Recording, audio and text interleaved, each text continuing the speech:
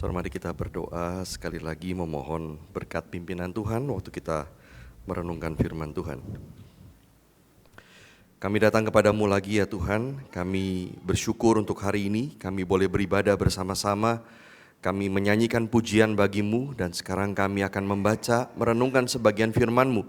Tuhan berkati kami, Tuhan kuasai hati dan pikiran kami, dan biarlah apa yang kami baca, kami renungkan, membawa kami untuk tunduk lagi di hadapan-Mu. Terima kasih ya Tuhan, dalam nama Tuhan Yesus kami berdoa. Amin. Selamat pagi saudara. Saudara, hari ini saya mengajak kita merenungkan satu buah bagian dari 1 Yohanes 2 ayat 12 sampai 17. Surat 1 Yohanes pasal yang kedua ayat 12 sampai 17. Saudara, nanti saya akan ajak kita membaca bagian itu di dalam dua bagian, 12 ayat 14 lalu nanti 15 ayat 17. Nah saudara, kalau kita sudah sekian tahun menjadi orang Kristen, saya yakin saudara kita seringkali sudah mendengar kalimat ini saudara ya. Jangan mengasihi dunia dan apa yang ada di dalamnya. Jangan kamu mengasihi dunia dan apa yang ada di dalamnya. Nah saudara, pertanyaannya adalah apa yang dimaksud oleh Yohanes dengan kalimat ini sebetulnya? Apa artinya kita jangan mengasihi dunia dengan apa yang ada di dalam dunia itu? Nah saudara, apakah ini berarti kita tidak boleh menikmati makan dimsum misalnya? Atau misalnya kita tidak boleh menikmati makan es krim, karena dimsum dan es krim ada di dalam dunia. Atau saudara, artinya kita tidak boleh memakai barang-barang yang bagus misalnya, karena itu juga ada di dalam dunia. Atau kita tidak boleh pergi jalan-jalan, karena itu berarti kita juga menikmati dunia ini. Nah saudara, apakah kalau begitu hidup yang baik, hidup yang tidak mengasihi dunia adalah kita menyendiri, kita tinggal di hutan, kita menjauh dari semua keramaian? Saudara, apakah seperti itu yang dimaksud? Nah saudara, Charles Simeon, seorang pengkhotbah abad 19, dia mengingatkan kita, ayat ini, jangan mengasihi dunia, ini harus dimengerti dengan hati-hati. Ayat ini tidak mengatakan kita tidak boleh menikmati apa yang ada di dalam dunia. Seakan-akan kita tidak boleh senang makan, senang jalan, senang pakai barang bagus, bukan tidak boleh menikmati. Tetapi sebaliknya, saudara, ayat ini juga tidak mengatakan kita boleh hidup sesuka kita, asalkan tidak melanggar moral.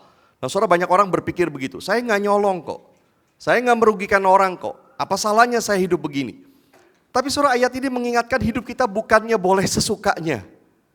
Saudara, kalau begitu, apa yang dimaksud oleh ayat ini? Bukannya kita tidak boleh menikmati apa yang ada dalam dunia, juga bukan berarti kita boleh sesukanya, asal tidak melanggar moral. Nah saudara, sebelum kita mengerti maksudnya, mari kita lihat dulu saudara ayat 12 sampai 14. Karena sebelum Yohanes memberikan perintah agar mereka jangan mengasihi dunia, dia menegaskan dulu siapa mereka sebetulnya di hadapan Tuhan.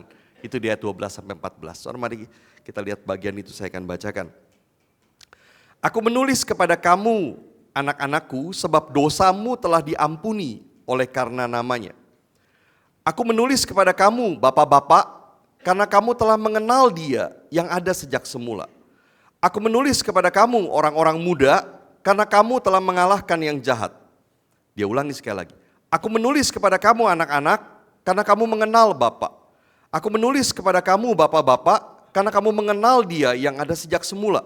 Aku menulis kepada kamu orang-orang muda karena kamu kuat dan firman Allah tinggal di dalam kamu dan kamu telah mengalahkan yang jahat. Nah saudara, sampai sini dulu, 3 ayat ini dulu.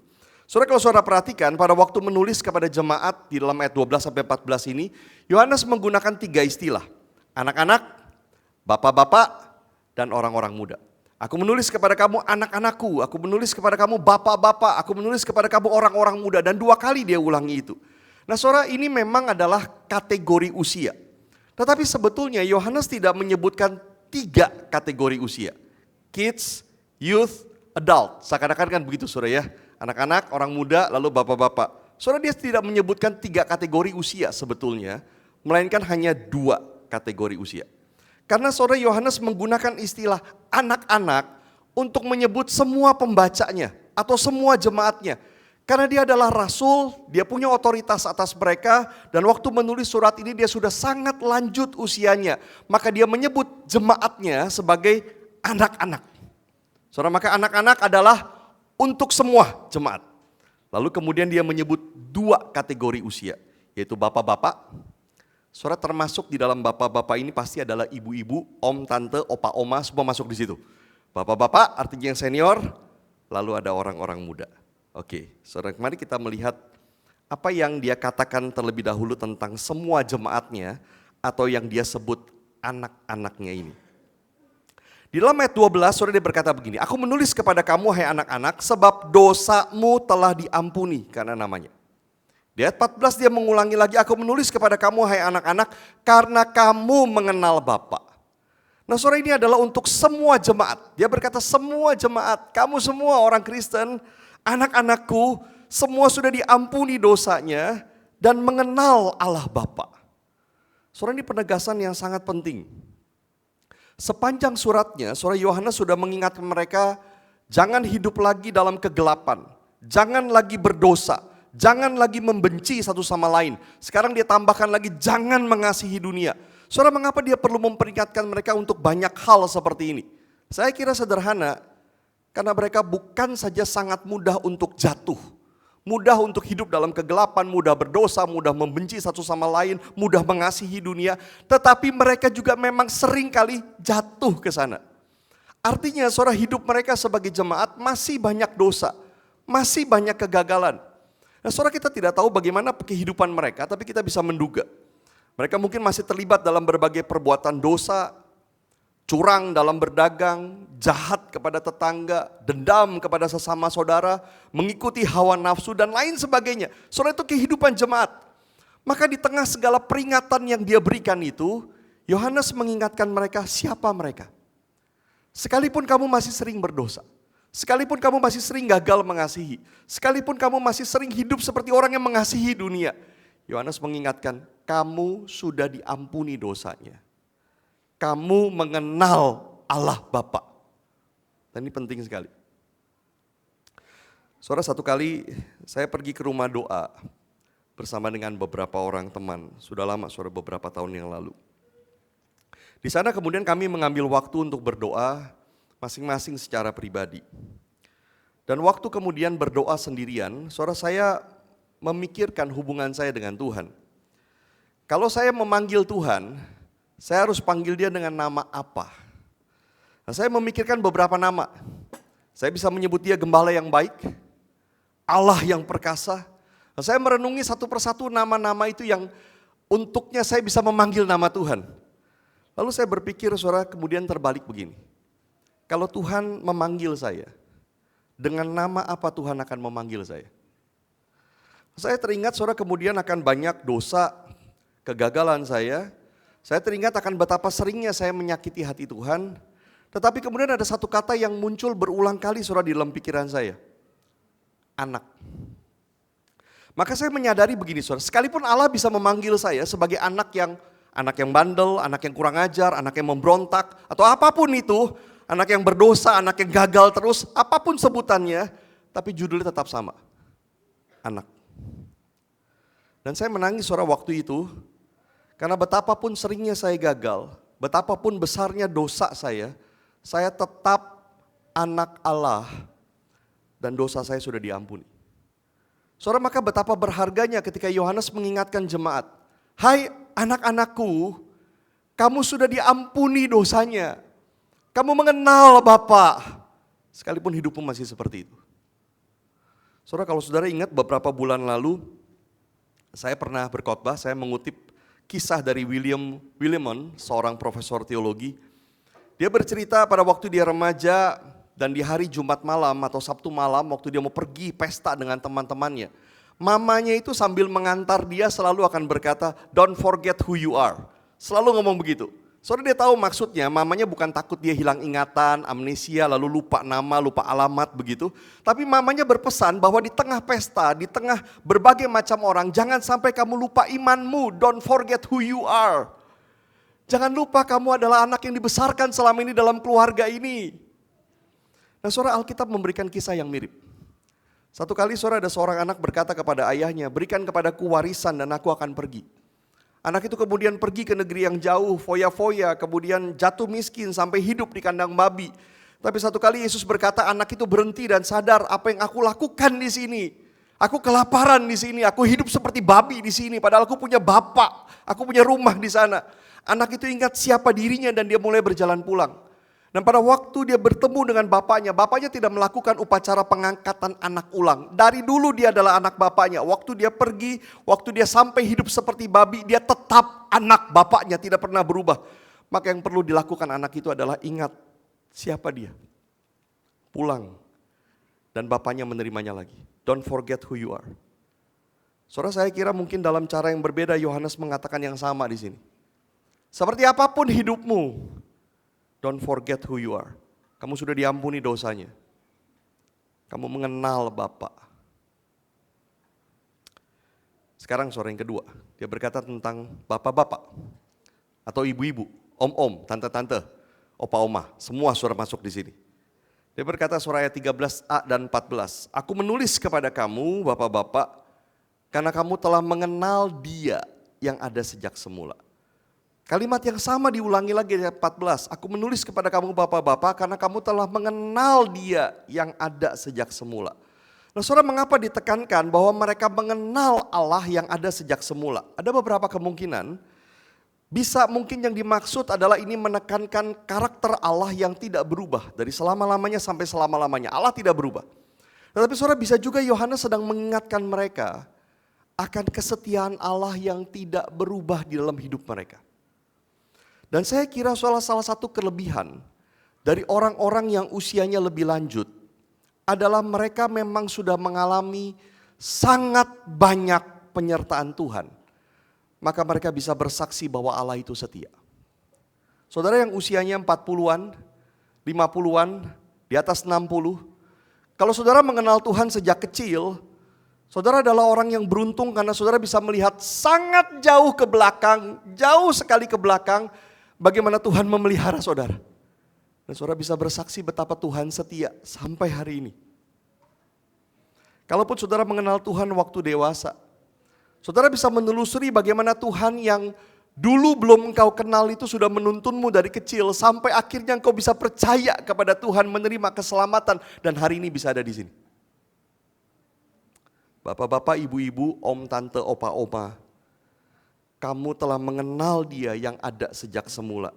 Kamu mengalami kesetiaannya.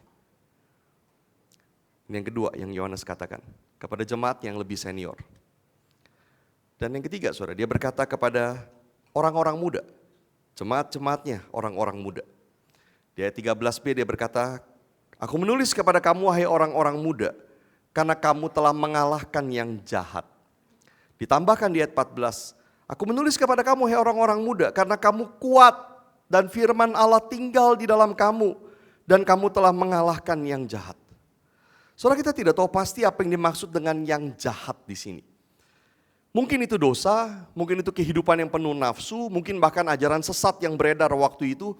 Orang-orang muda ini telah mengalahkan yang jahat karena mereka kuat. Dan mereka kuat karena firman Allah tinggal di dalam mereka. Nah, saudara, yang sangat menarik, mengapa dia katakan ini untuk orang-orang muda? Yang senior, bapak-bapak, ibu-ibu, om tante, dia bilang mengalami kesetiaan Tuhan. Yang muda sudah mengalahkan yang jahat. Saya kira saudara, karena Yohanes ingin menekankan, orang-orang muda, jangan pikir setelah kamu percaya, oh saya masih baru, saya masih muda, wajar kalau saya masih berbuat dosa, namanya juga anak muda, nanti kalau saya sudah tua baru saya berubah. Yohanes berkata sejak kamu percaya, sejak kamu menerima Injil, firman Allah tinggal di dalammu, itu membuatmu kuat untuk mengalahkan yang jahat. Dan kamu sudah melakukan itu, maka teruskan, terus membiarkan firman itu mengubah hidupmu dan menguatkanmu untuk mengalahkan yang jahat. Satu kali nanti kamu waktu tua juga bisa bersaksi Tuhan tidak pernah berubah dan sangat setia. Saudara, ini status mereka sebagai orang-orang percaya. Dosamu telah diampuni, kamu telah mengenal Bapa. Kamu sudah mengalami kesetiaannya. Firman Allah tinggal di dalammu, menguatkanmu, mengalahkan yang jahat. Saudara, inilah mereka sebagai orang-orang yang percaya. Dan sekarang setelah dia menegaskan status mereka, kondisi mereka sebagai orang-orang percaya di ayat 12-14 ini, maka barulah dia mendorong mereka sekarang hidup sebagai anak-anak Allah di ayat 15-17. Mari sekarang kita perhatikan saudara, ayat 15-17. Janganlah mengasihi dunia dan apa yang ada di dalamnya. Jikalau orang mengasihi dunia, kasih kepada Bapa tidak ada di dalam orang itu. Sebab semua yang ada di dalam dunia, yaitu keinginan daging, keinginan mata, dan keangkuhan hidup tidak berasal dari Bapa, melainkan dari dunia.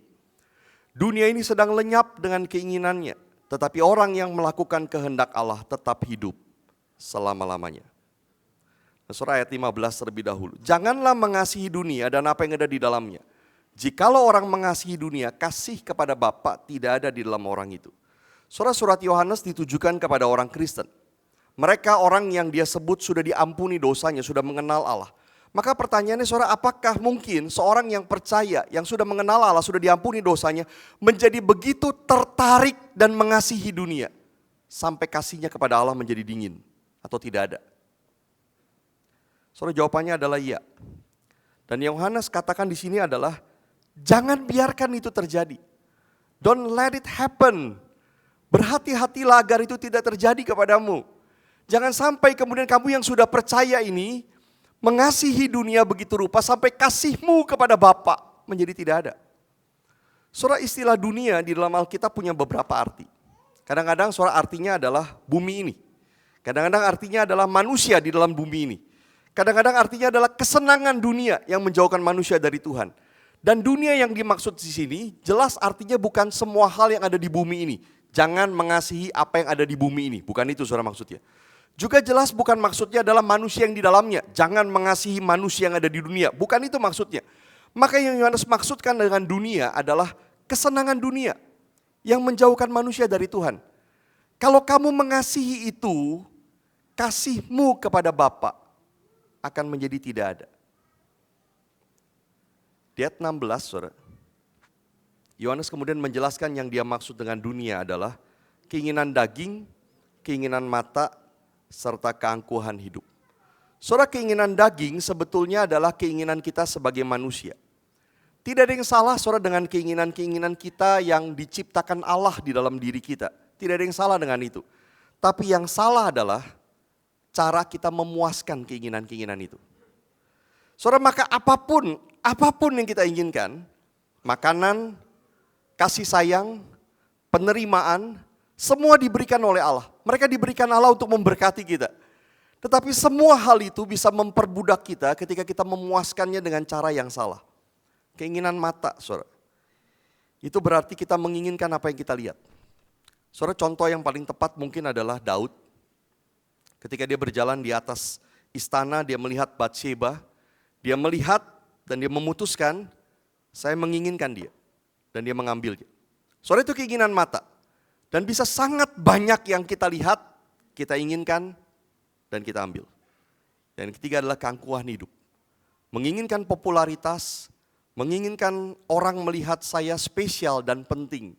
Dan tiga hal ini yang Yohanes berkata, jangan kamu mengasihi dunia.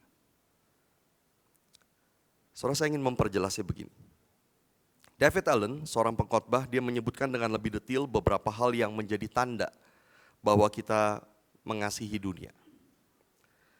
Yang pertama, dia berkata ada sesuatu yang memenuhi pikiran kita tanpa kita kaitkan dengan the things of God, hal-hal yang dari Allah. Saudara, ini tanda kita mengasihi dunia, tanda kita mengikuti keinginan daging, keinginan mata, keangkuhan hidup itu, jika ada sesuatu yang memenuhi pikiran kita tanpa kita kaitkan dengan the things of God, hal-hal yang dari Allah. Saya beri contoh begini. Saudara, mungkin anak muda kalau ingin sekolah luar negeri, atau ingin pindah kerja keluar kota, lalu kita terus memikirkannya. Kita suka membayangkannya. Tetapi di dalam bayangan kita adalah kita akan mendapatkan karir yang baik, kesuksesan di sana, kenyamanan hidup di sana, kesenangan hidup di sana, dan tidak ada satupun yang kita bayangkan yang ada kaitannya dengan Allah. Saudara, banyak orang yang mau sekolah ke luar negeri, misalnya anak muda, kalau ditanya kenapa ke situ, bisa banyak jawabannya, kenapa ingin ke sana, tapi tidak ada satupun yang ada kaitannya dengan bagaimana hidup mengasihi Tuhan. Saudara, kalau itu yang terjadi, itu tanda kita mengasihi dunia. Yang kedua, ada sesuatu yang kita tidak rela lepaskan sekalipun perlu demi tujuan Allah. Dan ini bukan hanya soal uang, tetapi juga soal kenyamanan. Banyak orang tidak mau berdiri untuk kebenaran karena takut pendapat orang. Melihat ada orang difitnah, dia diam. Melihat ada orang ditindas, dia diam. Melihat ada temannya orang Kristen dibully karena berdoa, dia diam. Dan ada banyak orang Kristen berani memulai relasi pacaran dengan orang tidak percaya. Dan tidak rela melepaskan itu, padahal dia tahu Tuhan tidak berkenan. Sampai dia kemudian menikah dengan orang tidak percaya. Ada sesuatu yang kita tidak rela lepaskan, sekalipun perlu demi tujuan Allah. Dan itu tanda kita mengasihi dunia. Yang ketiga, kita tidak puas dengan apa yang Tuhan berikan kepada kita, baik materi, karir, ataupun talenta. Kita iri dengan orang lain yang punya lebih. Mengapa dia mendapatkan itu? Mengapa dia diangkat ke posisi itu sementara saya tidak? Mengapa orang lain bisa punya ini dan itu tetapi saya tidak? Mengapa Tuhan tidak berikan saya lebih banyak? Saudara, apa sebetulnya yang kita inginkan? Kita ingin kita yang dapat, kita ingin yang lebih tinggi, kita yang punya ini dan itu lebih dari orang lain untuk kesukaan, kenyamanan, dan kehormatan bagi diri kita. Kita tidak puas dengan apa yang Tuhan berikan. Tanda kita mengasihi dunia. Yang keempat, ada yang kita kejar dengan giat dan sukacita lebih daripada kepentingan kerajaan Allah. Saudara, mencari dulu kerajaan Allah itu berarti merindukan agar Kristus ditinggikan dan kita mengutamakan itu. Mulai dari diri sendiri, pernikahan, keluarga, pekerjaan kita sampai semuanya tunduk kepada Kristus, kita rindukan itu. Lalu kita rindu supaya orang lain, teman, tetangga, keluarga kita, bahkan seluruh dunia sampai mereka juga meninggikan Kristus. Saudara, itu menjadi sesuatu yang kita kejar dengan sangat giat, sukacita lebih daripada yang lain. Tetapi kalau ada yang lain yang kita kejar dengan lebih giat dan sukacita lebih daripada itu menunjukkan kita mengasihi dunia. Saudara, tidak berarti kita tidak boleh suka dengan pekerjaan kita. Tidak berarti kita tidak boleh ingin memiliki ini dan itu. Tetapi kita perlu melihat semuanya dalam hubungan dengan kerajaan Tuhan. Saudara, Rasul Paulus misalnya pernah berkata begini, dia tahu semua makanan halal boleh dimakan.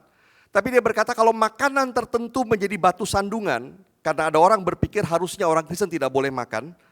Orang itu salah, tetapi demi orang itu tidak tersandung, Paulus bilang aku rela tidak makan.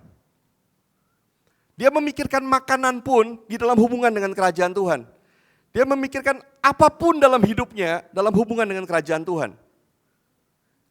Saudara, kadang-kadang orang tanya begini, bolehkah saya pakai tato? Ditato.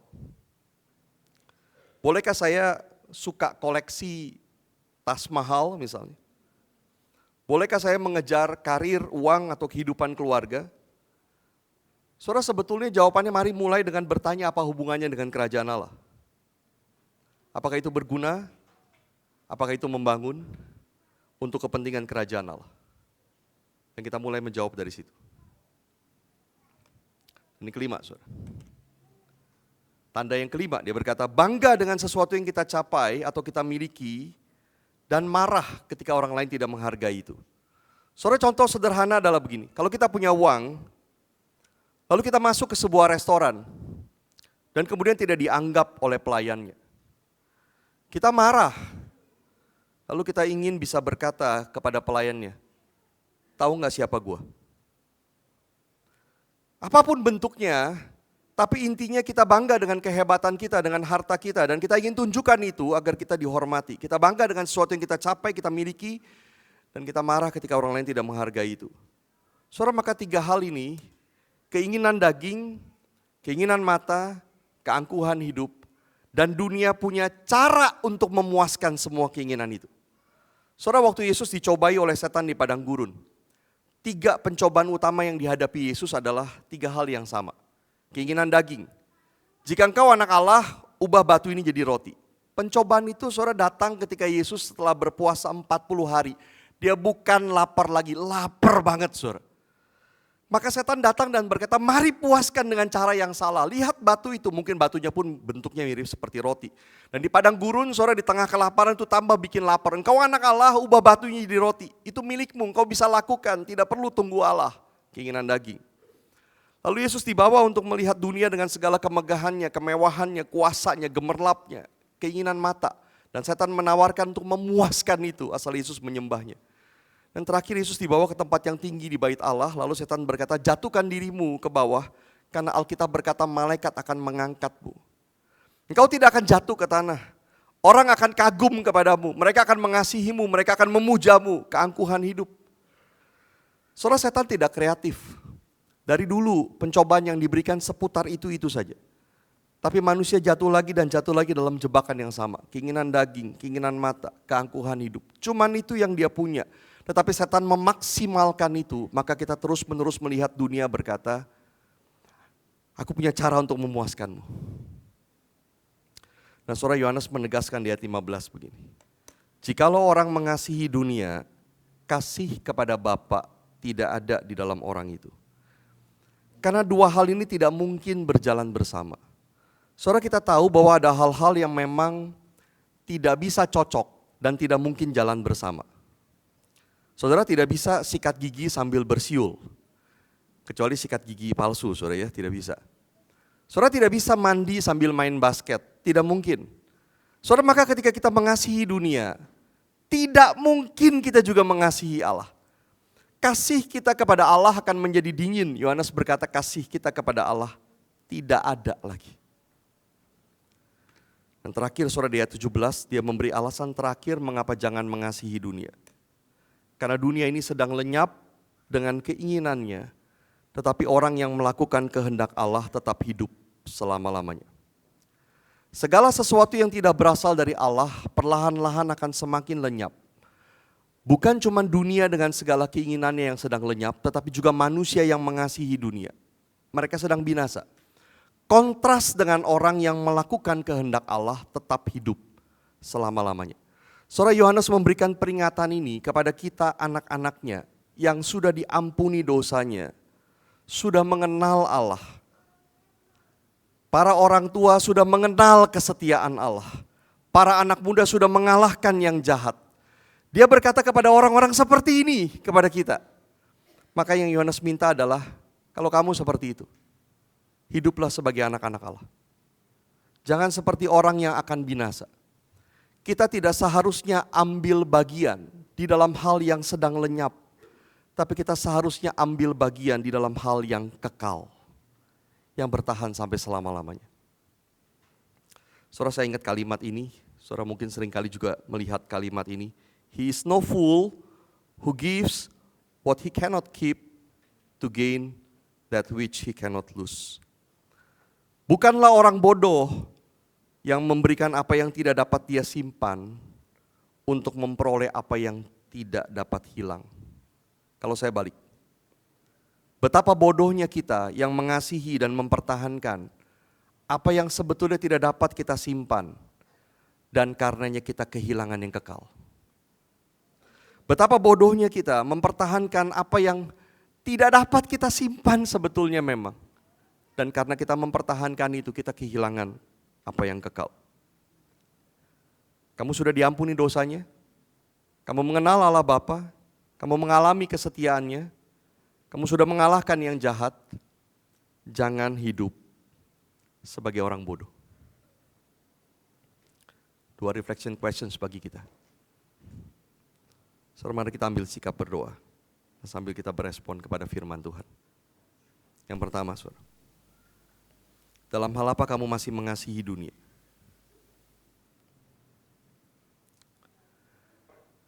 Saudara, dalam hal apa saudara masih mengasihi dunia? Tandanya saudara adalah mungkin ada sesuatu yang memenuhi pikiran kita, begitu kita inginkan, tanpa kita kaitkan dengan the things of God.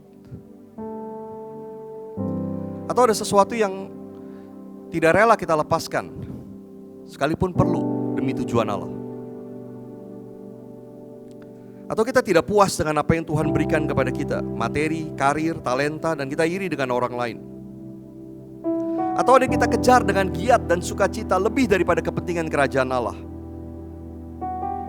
Atau kita bangga dengan sesuatu yang kita capai, kita miliki, dan kita marah ketika orang lain tidak menghargai itu. Kalau memang ada, berarti ada sesuatu memang yang menjadi tanda bahwa kita mengasihi dunia. Dalam hal apa? kita mengasihi dunia. Saudara, biar memeriksa diri di hadapan Tuhan. Dan yang kedua, apa yang perlu kamu lepaskan untuk melakukan kehendak Allah?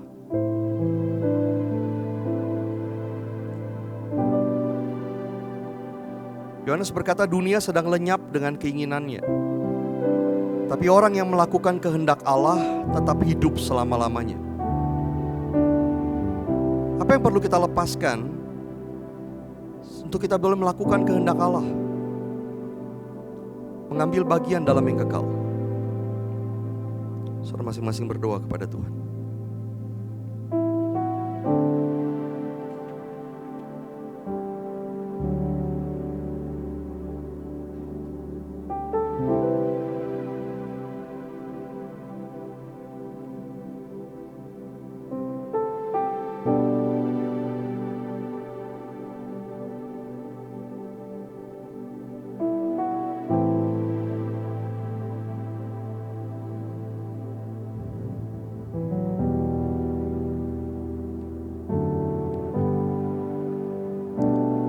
Terima kasih karena kami adalah anak-anak-Mu.